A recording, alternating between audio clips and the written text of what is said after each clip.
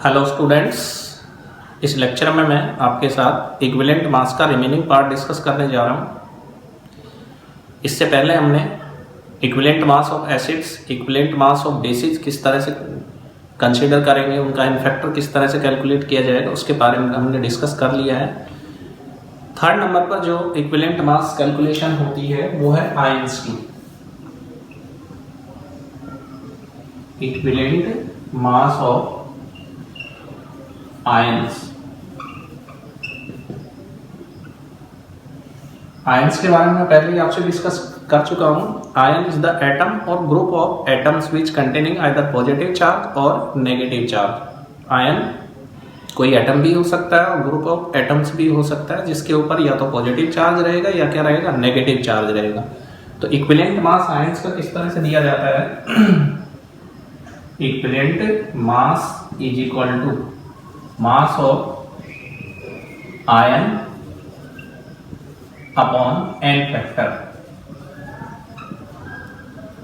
What is n factor of ion?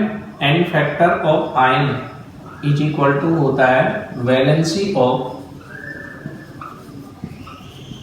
Ion.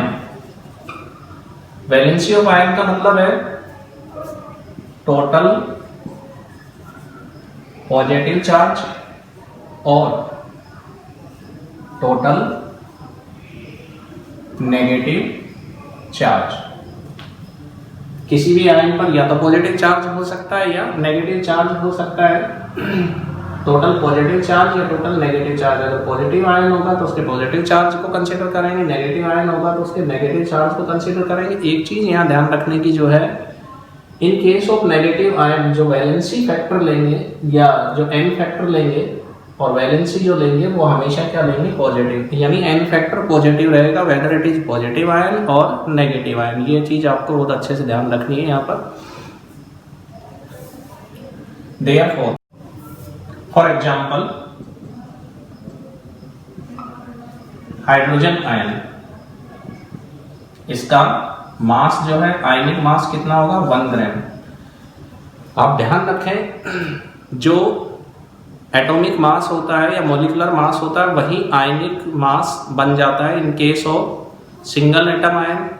अगर atom का ion है या ग्रुप ऑफ एटम्स के आयन है तो उसके अंदर हम किसको कंसीडर करेंगे, मॉलिक्यूलर मास को कंसीडर करेंगे, क्योंकि चार्ज का मास के ऊपर कोई इफेक्ट नहीं होता।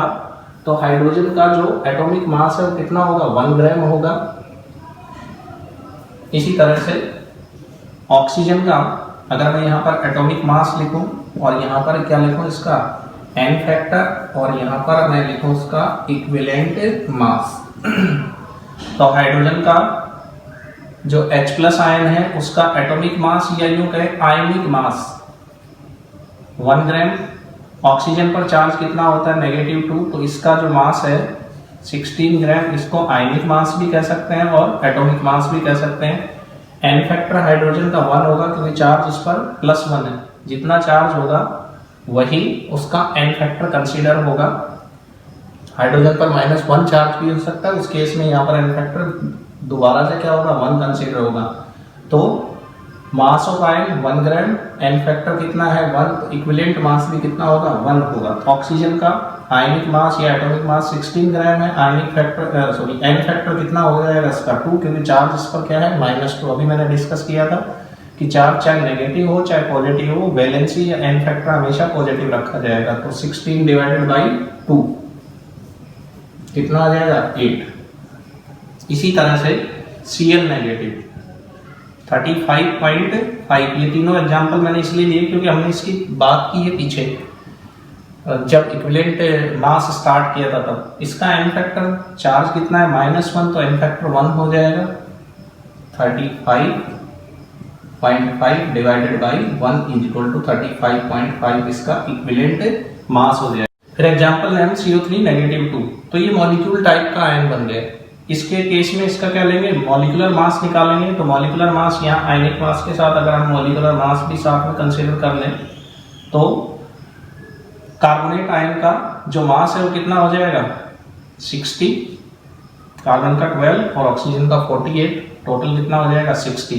इसको आप आयनिक मास भी कह सकते हैं और मॉलिक्यूलर मास भी कह सकते हैं। एन फैक्टर चार्ज कितना है -2 है, तो एन फैक्टर या वैलेंसी कितनी है -2, एन फैक्टर 2 हो जाएगा, तो 60 divided by 2 is equal to आपके पास आ जाएगा 30। इस तरह से सल्फेट आयन है SO4 -2, तो इसके केस में हम जब बात करेंगे तो इसका जो आयनिक मास है या मॉलिक्यूलर मास है वो 96 आएगा। एन फैक्टर आपके पास कितना हो गया 2 हो गया, तो 96 divided by 2 is equal to इसका इक्विवेलेंट वेट कितना आ जाएगा 48 आ जाएगा। इस तरह से डिफरेंट आयंस के।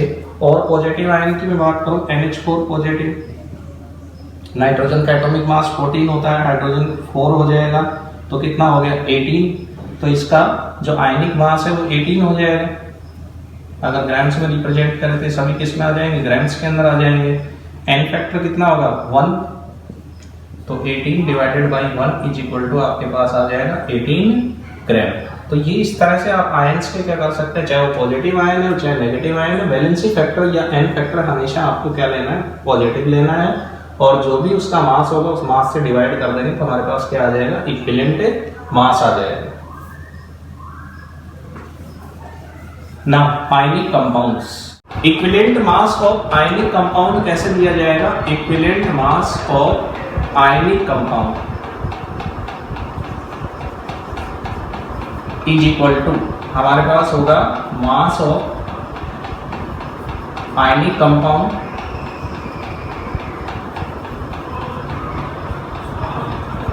Divided by,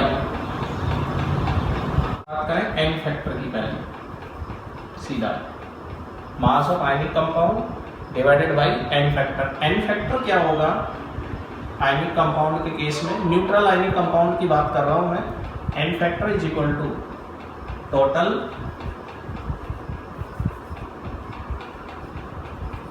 positive charge of cation या तो total positive charge of cation n factor हो सकता है, और total negative charge of anion. इस तरह से हम किसको कंसीडर करेंगे, एन फैक्टर को कंसीडर करेंगे in case of neutral ionic compound. Neutral का मतलब जिसमें टोटल पॉजिटिव और नेगेटिव चार्ज इक्वल हो आयनिक कंपाउंड में। Total positive charge of cation या total negative charge of cation, total negative charge of cation को भी एन फैक्टर के केस में हम जब डिवाइड करेंगे तो उसकी वैल्यू हम पॉजिटिव ही रखेंगे। For example we have any ionic compound AXBY, ये हमारे पास एक आयनिक कंपाउंड का एग्जांपल है। इसका आयनाइजेशन अगर हम करेंगे तो क्या होगा, X A पॉजिटिव Y। हमेशा आयनिक कंपाउंड में लेफ्ट साइड में जो आयन प्रेजेंट होता है वो कैटायन, और राइट साइड में जो आयन प्रेजेंट होता है वो एनायन होता है। तो होगा क्या, आयनाइजेशन के दौरान या ड्यूरिंग आयनाइजेशन जो X नंबर है वो A के सामने आ जाएगा, और जो Y नंबर है वो A के ऊपर आ जाएगा। X जो है वो नंबर ऑफ कैटायंस और Y is the charge of cation. इसी तरह से एनायन के केस में हम क्या लिखेंगे, YB negative X,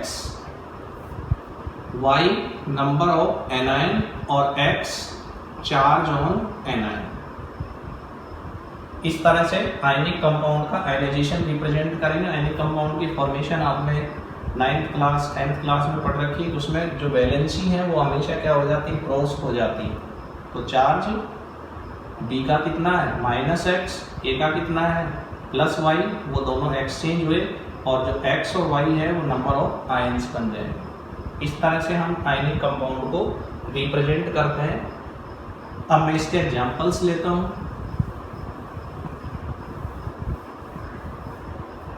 we have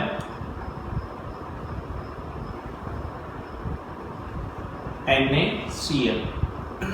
NaCl के केस में आयनाइजेशन जब हम करेंगे तो Na positive plus Cl negative आएगा।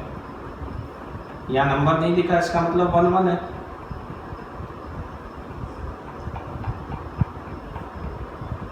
एन फैक्टर कितना आया, टोटल पॉजिटिव चार्ज कितना है 1 और टोटल नेगेटिव चार्ज भी कितना है 1, तो एन फैक्टर 1 आ जाएगा। और मास अगर हम निकालेंगे कंपाउंड का, आयनिक कंपाउंड का, तो मास मॉलिक्यूलर मास जैसे निकालते हैं हम, सोडियम का 23 प्लस क्लोरीन का 35.5, टोटल हो जाएगा 58.5 divided by 1 is equal to 58.5। इसका क्या हो गया? Equivalent mass. दूसरा तरीका यह है इसका कि आयनिक कंपाउंड का जो इक्विवेलेंट मास है वो ऐसे भी लिख सकते हैं हम, equivalent mass of ionic compound is equal to होता है equivalent mass of cation plus equivalent mass of anion.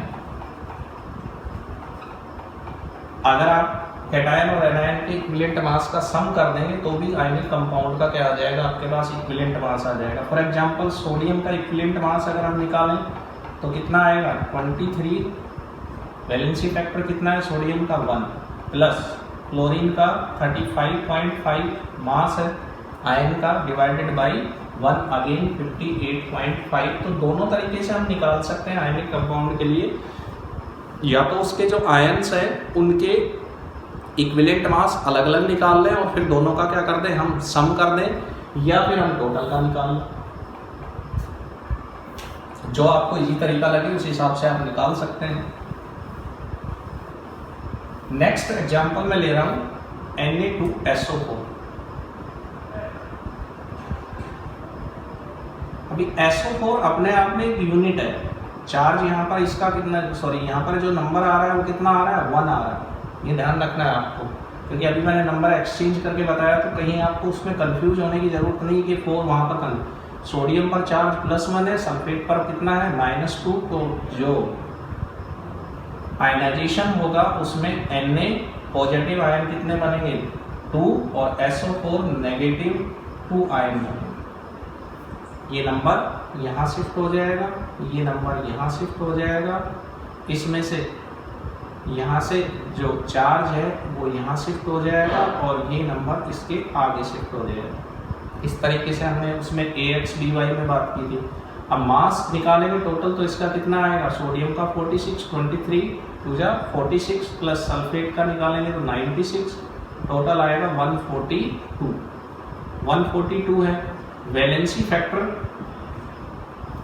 Sodium के केस में देख रहे हैं तो 2 आ रहा है, और सल्फेट के केस में देख रहे हैं तो भी 2 आ रहा है। टोटल पॉजिटिव चार्ज +2 है, टोटल नेगेटिव चार्ज कितना है? -2। एक न्यूट्रल टाइप का आयनिक कंपाउंड है, divided by 2 is equal to आपके पास आ जाएगा कितना आएगा? 71। अगर हम सेपरेटली निकाल करके देखते हैं तो सोडियम का जो इक्विवेलेंट मास है वो यहाँ पर जो टोटल मास है सोडियम का आप देख रहे हो 2 आयन है तो कितना हो जाएगा? 46, डिवाइडेड बाई टोटल चार्ज कितना है? एक सोडियम पर +1 है, 2 सोडियम पर कितना होगा? +2, डिवाइडेड बाई 2 तो 23 हो जाएगा, प्लस सल्फेट का जो मास है वो कितना होता है? 96, डिवाइडेड बाई वैलेंसी फैक्टर कितना है? 2, तो कितना आ जाएगा? 48। दोनों का अगर सम करेंगे 23 plus 48 is equal to again कितना आएगा? 71। इस तरह से आप आयनिक कंपाउंड्स के क्या निकाल सकते हैं? इक्विवेलेंट मास निकाल सकते हैं। मैं एक और एग्जांपल कंसीडर कर रहा हूँ Al2O3। इसके केस में आप जब देखेंगे तो ये नंबर 2 जो नंबर है वो सामने आ जाएगा और 3 इसका चार्ज बन जाएगा। सिमिलरली ये जो 2 है ये ऑक्सीजन का चार्ज बन जाएगा और 3 इसके सामने आ जाएगा। तो आयनाइजेशन जब हम करेंगे तो 2 Al +3 प्लस 3 4 -2। अगर हम दोनों के केस में टोटल पॉजिटिव चार्ज निकालेंगे तो +6 आएगा, क्योंकि 2 एल्यूमिनियम आयंस का चार्ज +6 और 3 ऑक्सीजन आयंस का चार्ज -6। तो वैलेंसी जो फैक्टर आएगा वो कितना आएगा? 6 आएगा, क्योंकि हमें पॉजिटिव लेना है। देयरफॉर n फैक्टर दोनों के केस में ही क्या होगा? 6। अब मास निकालेंगे तो एल्यूमिनियम का एक एटम का मास कितना होता है? 27 ग्राम। तो 2 का कितना हो जाएगा? 54, प्लस ऑक्सीजन का कितना होता है? 48। टोटल हो जाएगा आपके पास 102 divided by 6 is equal to 17। अब 17 क्या आया इसका? Al2O3 का इक्विवेलेंट मास आ गया। अगर हम सेपरेटली निकाल करके देखेंगे तो सेपरेटली एल्यूमिनियम का कितना होता है? 9 ग्राम होता है। निकाल लेंगे आप। ऑक्सीजन का कितना होता है 8 ग्राम होता है, तो टोटल 9 + 8 = अगेन कितना आ गया 17। तो अगर सेपरेटली आयंस का निकाल करके सम कर देंगे तो भी उतना ही आएगा, और कंप्लीट कंपाउंड का निकालेंगे तो भी उतना ही आएगा। इस तरह से हम क्या करते हैं, आयनिक कंपाउंड्स के इक्विवेलेंट मास को कंसीडर करते हैं। नेक्स्ट अपने पास है, नेक्स्ट इज रिड्यूसिंग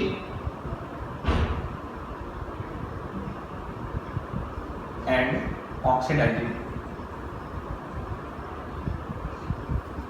स्पीसीज, और we can say redox process।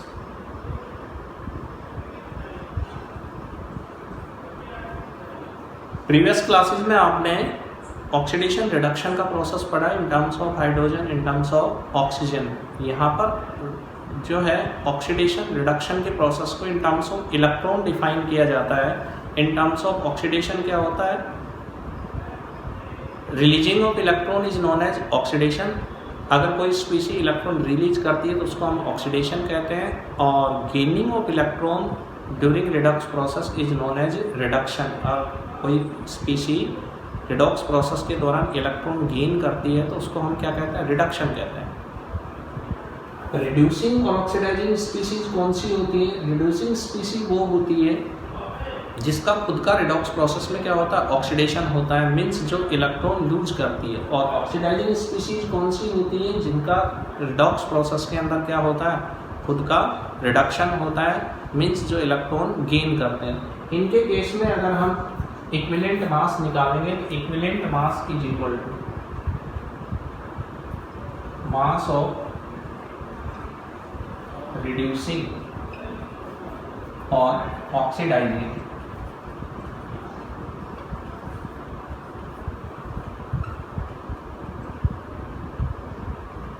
स्पीसी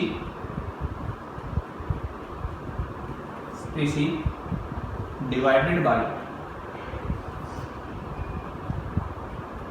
total number of electron transfer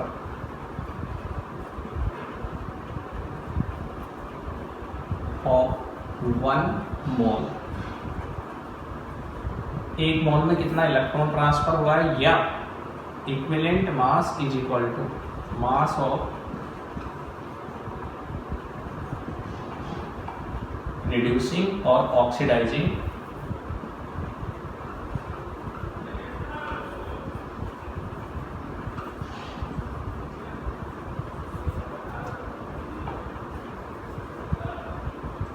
species divided by change in oxidation number of 1 mole of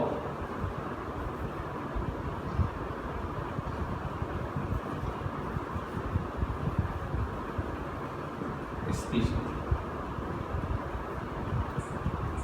या तो हम क्या करेंगे, मास ऑफ रिड्यूसिंग और oxidising species divided by total number of electron transfer during redox process. एक mole जो reducing या oxidising species है उसमें total number of electron transfer कितना होगा, या मास ऑफ रिड्यूसिंग और oxidising species change in oxidation number of 1 mole of species during redox process. इस तरीके से हम क्या करेंगे, उसका इक्विवेलेंट मास निकालेंगे। मैं एक एग्जांपल लेकर के चल रहा हूँ, Fe + Cu+2 converted into Fe+2 plus Cu। आप लोग बहुत छोटी क्लासों से पढ़ते आ रहे हैं कि जब कॉपर सल्फेट के अंदर आयरन स्ट्रिप डाला जाता है तो आयरन सल्फेट बन जाता है और साथ में कॉपर लिबरेट होता है। ये आयनिक इक्वेशन लिखी है मैंने उसकी। यहाँ पर Fe जो है वो किस में कन्वर्ट हो रहा है, Fe+2 में, मीन्स ये इलेक्ट्रॉन लूज कर रहा है। इसमें यहाँ पर कौन सा प्रोसेस हो रहा है, ऑक्सीडेशन। और कॉपर जो है वो इलेक्ट्रॉन गेन कर रहा है, 2 इलेक्ट्रॉन गेन करके, और Cu+2 से Cu में कन्वर्ट हो रहा है। यहाँ पर क्या हो रहा है, रिडक्शन। अब इसके अंदर जो Fe है वो कौन सा स्पीसी है, खुद का ऑक्सीडेशन होता है, तो ये रिड्यूसिंग स्पीसी है या रिड्यूसिंग एजेंट है। और जो कॉपर है उसका क्या हो रहा है, रिडक्शन। तो कॉपर यहाँ पर किसका काम कर रहा है, ऑक्सीडाइजिंग एजेंट का काम कर रहा है। स्पीसी एजेंट एक ही बात है, रिड्यूसिंग ऑक्सीडाइजिंग स्पीसीज या रिड्यूसिंग और ऑक्सीडाइजिंग एजेंट। तो Fe का ऑक्सीडेशन हुआ तो ये रिड्यूसिंग एजेंट, कॉपर का रिडक्शन हुआ तो ये ऑक्सीडाइजिंग एजेंट। अगर हम यहाँ पर इनके इक्विवेलेंट मास निकालें तो equivalent mass of Fe is equal to,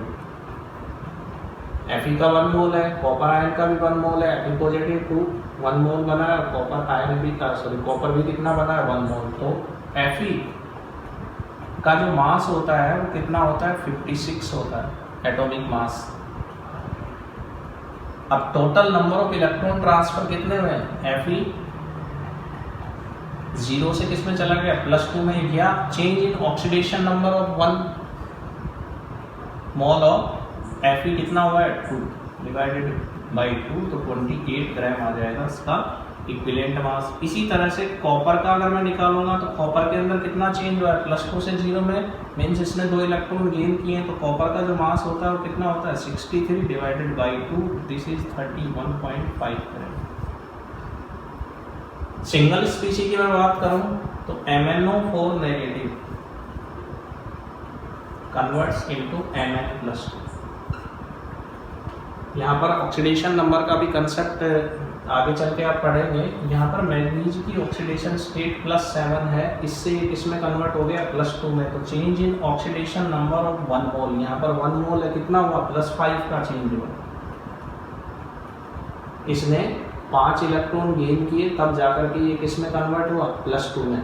तो इसका जो इक्विवेलेंट मास आएगा वो कितना आएगा, mass of MnO4 negative divided by 5। क्यों, क्योंकि चेंज इन ऑक्सीडेशन नंबर कितने का हुआ +5 का चेंज हुआ या 5 का चेंज हुआ। इसी तरह से Cr2O7 नेगेटिव 2, ये 1 मोल स्पीसी है, कन्वर्ट हो रहा है किसमें Cr+3 के अंदर। बैलेंस नहीं कर रहा हूँ यहाँ रिएक्शन को। 1 मोल क्रोमियम, यहाँ क्रोमियम पर जो चार्ज है वो +6 होता है, उससे किसमें कन्वर्ट हो रहा है +3 में। तो change in oxidation number of 1 chromium कितना हो रहा है +3, लेकिन यहाँ क्रोमियम कितने हैं 2, तो टोटल चेंज कितना हो रहा है +6 का हो रहा है। तो इक्विवेलेंट मास कैसे आएगा इसका, mass of Cr2O7 negative 2 divided by 6। इस तरह से हम क्या निकालें, इक्विवेलेंट मास ऑफ, इस तरह से हम रिड्यूसिंग और जो ऑक्सीडाइजिंग स्पीसीज है उनके भी इक्विवेलेंट मास को हम क्या कर सकते हैं, कैलकुलेट कर सकते हैं। इक्विवेलेंट मास डिफरेंट स्पीसीज के इस तरह से क्या किए जाते हैं, कैलकुलेट किए जाते हैं। नेक्स्ट लेक्चर में हम बात करेंगे नंबर ऑफ ग्राम इक्विवेलेंट्स या इक्विवेलेंट्स क्या होते हैं या नंबर ऑफ इक्विवेलेंट्स क्या होते हैं, ठीक है, और कंसेप्ट ऑफ इक्विवेलेंस की बात करेंगे। आज के लिए इतना ही, थैंक यू।